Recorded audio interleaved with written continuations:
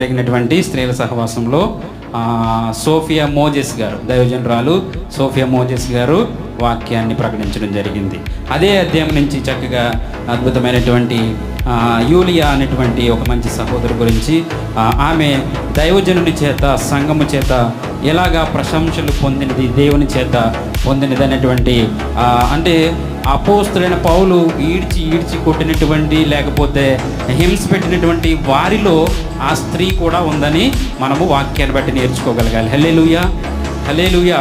అటువంటి అంటే మనకి ఏ కష్టం వచ్చినా సంఘములో నిజంగా కూడా అటువంటి స్త్రీలు మన సంఘంలో ఉన్నారు. వారిని బట్టి నేను ఎంతగానో సంతోషిస్తున్నాను.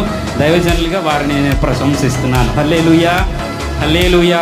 దైవజనుల ద్వారా నిజంగా అటువంటి వాగ్దానపూర్వకమైనటువంటి లేక పరిశుద్ధాత్మ సహాయంతో అద్భుతమైనటువంటి స్త్రీని పరిచయం చేసినటువంటి దైవజనురాలు బట్టి దేవుని నామాన్ని